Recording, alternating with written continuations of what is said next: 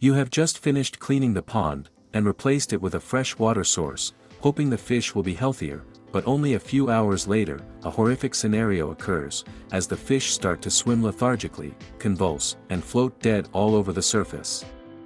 This is not a random accident, but the consequence of a violent process of thermal and osmotic shock, taking place inside the organism.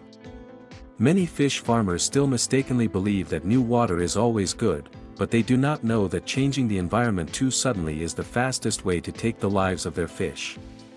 This video will break down the scientific mechanisms behind water shock, and provide you with international standard water changing techniques, to protect your farm with absolute safety.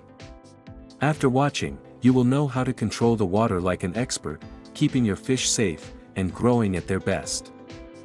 Mechanism of thermal shock and internal organ coagulation.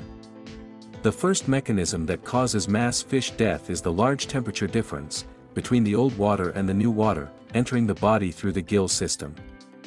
Fish are ectothermic animals, meaning their body temperature depends entirely on the surrounding environment, so any change of more than 2 degrees Celsius, in a short time, causes a biological disaster. When you pour a large amount of cold water into a hot pond, the fish's blood vessels will contract suddenly, disrupting the circulation process, and causing pulmonary edema, or internal bleeding. Thermal shock not only kills fish immediately, but also destroys the metabolic enzyme system, making the survivors weak, and vulnerable to bacterial attacks. Controlling the supply water temperature, to match the pond water, is a vital principle, that you absolutely must not ignore. Osmotic pressure and destruction of gill cells. Besides temperature, the difference in the concentration of dissolved substances, and water hardness, is the second killer, named osmotic shock. When fish are used to an old environment, with a certain mineral concentration, sudden exposure to new water that is too pure, or contains too many impurities, will unbalance the pressure inside the cells. Water will enter, or leave the fish's body uncontrollably, through the delicate gill membranes, causing cell rupture, or severe dehydration. The fish's gills at this time will swell, and secrete a lot of mucus for self-defense, but this mucus layer itself prevents the ability to absorb oxygen, causing the fish to suffocate, even though the oxygen concentration in the water is very high. This is why fish often swim lethargically on the surface, and die in a gasping position, right after you have finished changing the water. pH shock and toxicity from chlorine in new water. The next reason lies in the extreme fluctuations of pH levels, and residual chemicals in the supply water, especially untreated tap water. If the new water has a pH level that differs too much from the old water, it will burn the soft tissues on the fish's skin and eyes, creating open wounds for fungi and bacteria to enter. More dangerously, if you use tap water directly, the residual chlorine concentration will react with the mucus on the fish's gills, to form toxic compounds, completely destroying the gas exchange capacity.